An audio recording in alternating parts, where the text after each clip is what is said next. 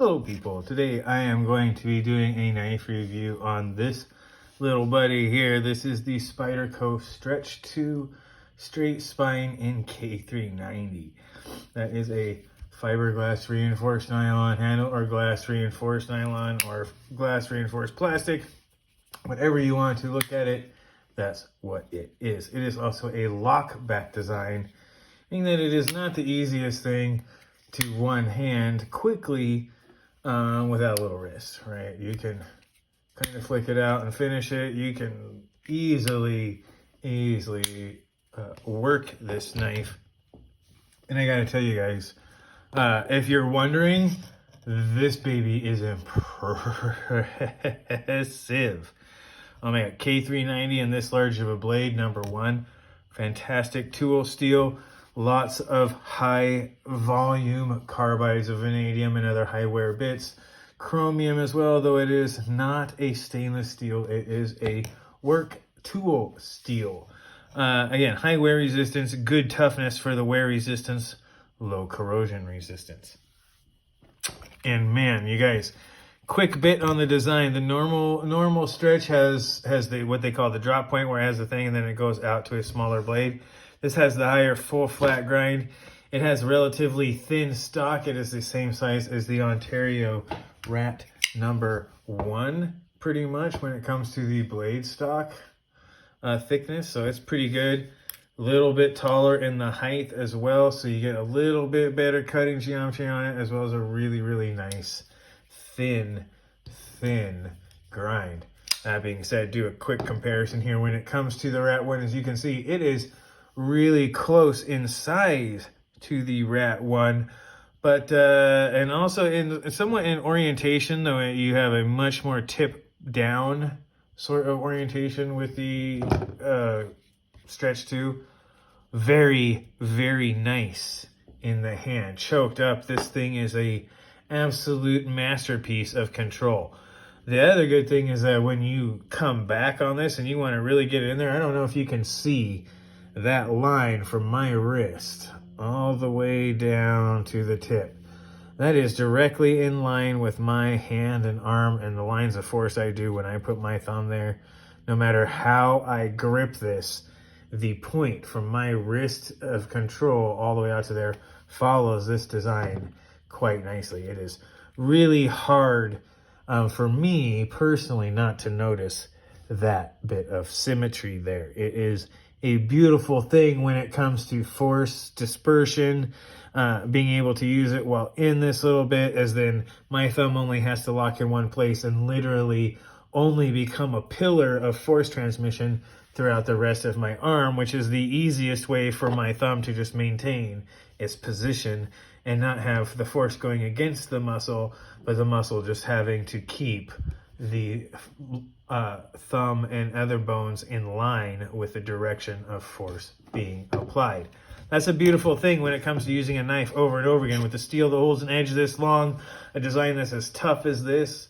FRN is really tough, even if it is not everyone's favorite material. It is ridiculously tough. It bends like a sapling as opposed to resisting the force. But that being said, everyone, that is the Rat 1. Again, this is a good knife. If you guys have not realized by now that I'm going to be saying good things about this knife, you're missing out. Here it is on the Feldspar Large. Little bit larger, though you do get just a little bit less cutting edge than the large Feldspar. You do get also a similar amount of hand space, though a larger choil, and a bit more space and curvature for your hand, though no contoured scales. So there it is between those two. It is slightly longer than the Feldspar. For anyone who doesn't know, the CGRB Feldspar is actually one of my all-time favorite knives, in either for a small knife, right here in the 3-inch version, in the small Feldspar, or in the large 3.5-inch version. Both are incredibly compact, good ergonomics, contoured handles, and great blade shapes for great money. The design itself is great. If all they ever need to do to really make this an expensive knife is just put in the materials and the time and workmanship. But as a cheap knife, it's really hard to beat as well. That being said, this really gets close, man.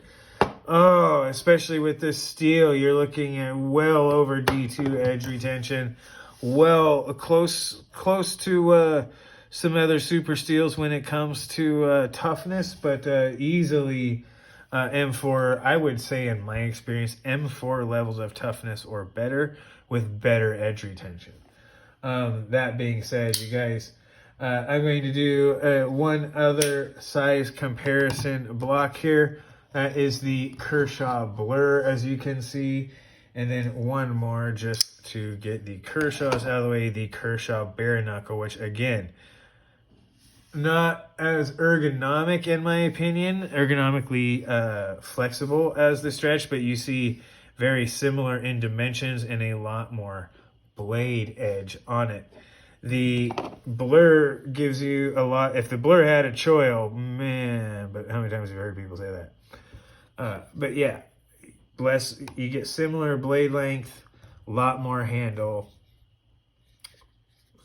Yeah, so you guys can see that. There it is, with the large ones there. A couple of others though that I'm going to throw out here just to get them out of the way and so people can see them. First things first, the Benchmade Super Freak.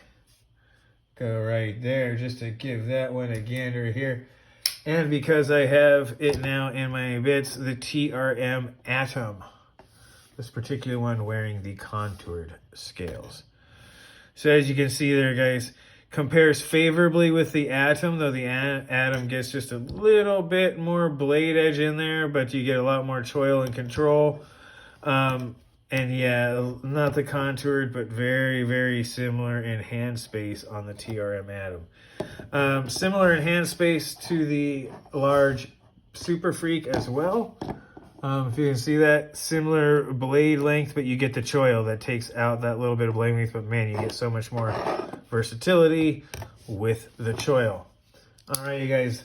So those are some of the off ones there. I got a couple more off just to give people a little bit of a view here.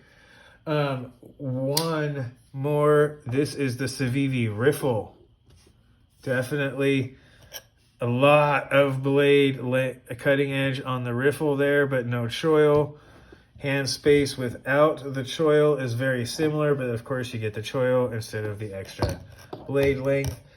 And one more here out of the budget side, the CJRB Tala. Similar in size, though with the Tala you get contoured handles and it is significantly thicker. Let's see if I can get that properly under the camera here. Significantly thicker. So pretty crazy there. Guys, please forgive my lighting. Sometime today my light actually went out. So yeah, the CJRB Tala, as you can see, very, very similar.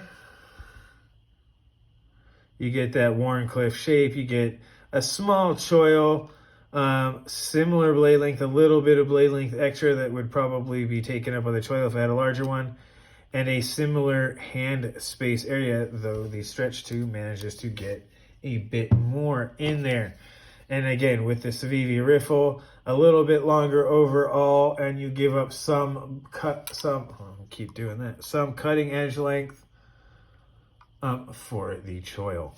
Again, good stuff there. There's the sizes and how they compare to a lot of them. Again, for those who need to see it, here is the Rat number 1 in comparison. Again, similar blade, a lot of hand space, slimmer in profile with a little bit more height, and in my opinion, a better contouring scheme when it comes to the profiles for the fingers and how it presents it to the blade with the tip going down. And especially for my hand, if you guys haven't seen it, I will show it to you one more time, and that is just the beauty of something where there's almost a direct line up to there and that leads directly to the wrist. If I go like this, this is pushing anything on that tip directly into my thumb and along the line of my wrist. Bam. That's nice. That's a working knife right there.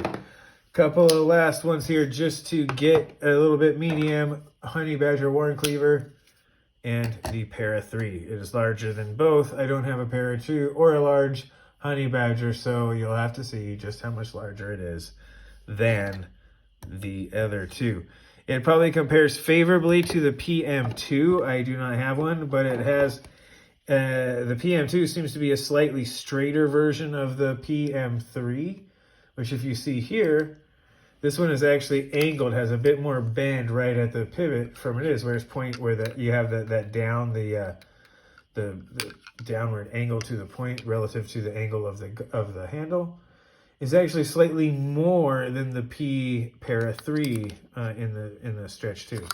So it is a little bit different, and I really like it. The geometry of the handle and the way this works is fantastic. You guys, I'm not even going into it. All I want to do is get a different clip for this, right? Start finding out what kind of different handles are for it. This is a fantastic freaking knife. Can't speak enough about it. It is light in the pocket. The clip is Spyderco's clip. Yes, it is not deep carry, and it carries the lanyard hole through it, right? It's not deep carry, so you can grab it and pull it out of your pocket with it. It is a relatively large knife. The bidirectional FRN on it, while giving the handle out of grip, doesn't always come out of the pants with the greatest of ease, and does tend to, on this part, chew up fabric fairly well. That being said, the smooth part under the where the branding badge is a fantastic place. They engineer it well so the clips fall on it, which is exactly where it should. And man, you know, it's a backlock that's smooth, right? You can shake it shut. You can keep your finger up there when you do. Oh, start that. You can keep your finger up here when you shake it shut, and so it drops to your finger.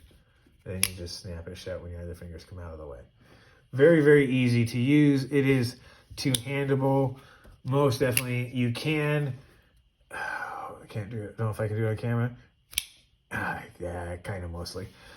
You can one-hand it with some wrist. You can flick it out. It's much easier if it's pointing down and you're pulling out of your pocket. It is much easier to go ahead and flip it out when you do. If you have it pulling out of your pocket and you can pull it out and then, like I said, this is what you should do. Pull it out and then flip it. It really works when you do it vertically. But yes, great knife when it comes to that. There's not a lot else to say, you guys. This is Spyderco at its best. It's an FRN knife. It's $140, I believe, is the price on there. It might be $160 or something like that. They are hard to find. The K390 is just now starting to come back in. It's got the Spyderco brand. It's very, very normal Spyderco K390. This is a Seki City, Japan version. You got the Sal Glesser thing, so you know it's one of his. And then you've got the K390 and the Spyderco. Because this is, man, I'll put this in some contoured scales or something. My God. Give me contoured my card, a 12 carbon fiber. Whoa! Got a little too excited there. That's happening in this take, and I ain't redoing it, so you guys get to watch that. Yeah, so this is I would love this in contoured scales, but they're known for most of their stuff being quite square. Provides a lot of leverage, and their designs are obviously made with the thumb over grip in mind. You can do the pinch over grip, though it puts your hand in a little bit weird. It's more for control. Definitely can get the middle finger up there and then finger the blade for some absolute control if you need to do things like pick a sliver or anything like that. If you're doing anything that requires really minute control, or if you're coming in, you know, you can pull this way really fairly decent in a pinch grip. But Spyderco's by and far are designed and expertly and exquisitely designed for this type of grip, and this one is no exception, and it does it exceedingly well. Quite honestly, one of the best ones I have ever handled. That doesn't mean it's the best ever, it's just my limited experience. This one pretty much takes the cake. There isn't any I can objectively or even subjectively say are better.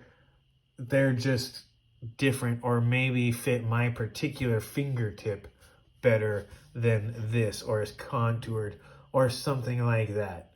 That being said, you guys, this is design. Yes, absolutely. It's Spyderco at its best. The design is great. The aesthetics, you either like Spyderco or you don't. It either looks like a spy versus spy. It looks like a bird.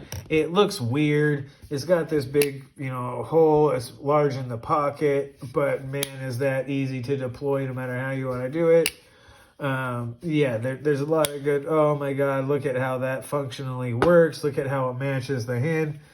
Yeah, it's Spyderco design aspect. The aesthetics, you either like it or you don't, but I gotta tell you, most people who don't like Spyderco aesthetics, it grows on them once they put it in hand. That's just kind of a general rule. The mechanics of it, it's a backlock, excellent design. It's running on phosphor bronze washers in there in between nested liners, and that is something to be said if I have not already. This thing is entirely milled out, and it is FRN over full milled steel liners. So this is not a super lightweight knife, but it is not the heaviest weight either. It's right around close to the 4-ounce mark. A little bit below that. I do believe I don't have a scale. I will be working on it. For those who don't know, that is Metal Complex's sticker. I got one from said channel. Yeah, if you're expecting anything other than excellence for this knife, you'll probably be disappointed. If you're expecting it to have the most fanciest contoured handles, you'll be disappointed. But the mechanics of it are great. And this, honestly, you guys, is a working knife. It will hold an edge forever. It will be tough in doing it. Tend not to chip. It'll take a patina on the blade. You can protect it. Backlocks are a long-standing, ambidextrous, fully functioning, strong lock mechanism. Some of the stronger locks on the market are based upon a similar concept where you lock it into the rest of the frame. So that being said, if you're expecting something else, you're going to be disappointed. If you're expecting a really good knife that is, oh my God, I got to tell you, this is a tool. I can hardly wait to patina this knife. I have some others in the K390, and I cannot wait. I have the Spyderco and the Ladybug, and I'll probably get a Man Bug. The K390 is fantastic steel. But I cannot wait to patina this particular one to a tool gray. I think that will look good with this particular color of handle. And yeah, it's worth the money, you guys. This is if you need one knife, this one presents a really, really powerful argument for one tool knife to do everything, where you need a knife that can open packages, open letters, and at the same time turn around, whittle wood, cut sandpaper. This is some heavy duty tool steel that's got a lot of vanadium in it. Like, this can take some abuse, but it also is perfect for fine work and fine motor control in the design. That being said, it's hard not to give this thing just an overall. Is there things I would change about it? Yeah, I don't like the lanyard. I don't expect Spyderco to change its clips anytime soon for me, or because I do it, because they pretty much do you're going to get this, where you can pull it out even with gloves. The fact that they put the lanyard hole there, where if you get an aftermarket clip, you can cover it up or not. They don't prioritize one over the other. In fact, they make it equal. Pretty much 4-way clip, hard to beat. What would I want with this? Anything I want with this would probably make it a $200 plus $250 to $300 knife. I would love to see my Carta G10 and carbon fiber scales on this that are contoured around that full liner, something like that. I would want to see a backlock that goes to a full, like, titanium sort of encompassment there, so that I know that the lock goes into solid bits or something other than the FRN backspacer there. Why? Because this is an awesome knife. There isn't much else to complain about. It's a backlock. Would I want a compression lock? Yeah, maybe. But then it was really competing with the PM2 and stuff. And really, the nature of this knife is that of a working knife. I can't begin to... Everything about this says you can use this for a while. Some people may not like the clip. You can always get new clips. It does function well. You put it into a long bit. It wraps right around your knuckle so that it's sitting, the bill or anything is sitting in between or in a large bit of mass. That means the skin can move along with it. So you'll tend not to get a hot spot or a blister. Even though there is a little bit to the bill, it's the only spot. A little bit on the jimping. Let me tell you, you got a glove on this thing though, everything being just a little bit extra sized. Yeah, you can get a glove right in here. You'll never feel that clip. That clip won't even wear on the glove. There's so many things that you can do. And if you're wearing a glove, that space right there to grab it, yeah, that's going to be handy with a big fat leather glove on. Where you can pull this out. And then this 1/2 inch hole, you can still get your finger in with a glove and open it and work it.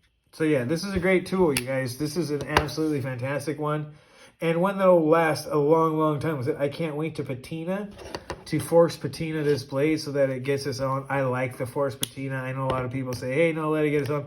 I personally like the force patina so it looks like, you know, an old wrench or something. Just my own personal preference. But that is one thing you can do. You can choose to patina this knife however you want, as it will take a sort of patina as it goes on. Forcing the patina will help protect it against corrosion, as well as a long-term patina. As long as you keep the rust out, the patina itself is a form of oxidation that protects the surface from further oxidation. Anyway, that being said, you guys, I'm going to wrap this up. This is a great knife. Buy it. It's highly recommendable. It's something I can recommend for anyone as something as a knife to buy. If you already don't know Spyderco, this may look a little weird. You could do worse for a first knife. You could I would say you could probably do better in something like a Para 3 or a Sage or one of the cheaper ones, depending on what you like, or one of the larger ones. PM2 is classic, but this here Stretch, I think, is a sleeper knife when it comes to the ergonomics and the full capabilities with the K390 blade. This is a workhorse of a knife that will do elegant tasks with aplomb and just sheer elegance, and at the same time can turn around and start chopping stuff up. You can almost hack stuff with this and it'll work. Very recommendable. The only reason I don't want to give it 5 stars is because of the FRN instead of a higher quality handle material. But for a workhorse of a knife, it's right there. So you may be better off. Take that information with it as you will. I'm going to give this a solid 4.5, or a fantastical value for the knife. Yeah, it's over $100. So some people are going to really balk at that. But I got to tell you guys, for the money, you get a tool that'll last you a lifetime, and it'll patina. If you don't live in some place like a swamp or the Pacific Northwest, or you don't buy this in winter and leave it out in the snow, or some place where this blade will get, you know, exposed to a whole lot of moisture over a long period of time without being wiped off, clean, dried, and prevented from and having some sort of maintenance done, then you may not want this steel. Otherwise, get it, force patina this sucker, and you'll have a lifetime knife. This is a really good one. I can't say more than other good things about it when it comes to its ability. This may not be a perfect knife, but it's still really, really good. And this, if you want a tool, if you want a workhorse knife, you can do far, far, far worse than this knife. That being said, I'm going to wrap that up. If you're on the fence about this and you want a knife that works hard and can do other tasks, by all means, get it. If you're someone who doesn't do that stuff but just want a knife that can, by all means, get it. It is a good value either way. This has been Drew. Go ahead and take a like and a subscribe. Watch it twice. Come back in the morning. Tell me how you feel. This has been Andrew and a dose of Drew. I am said Drew. Thank you, everybody.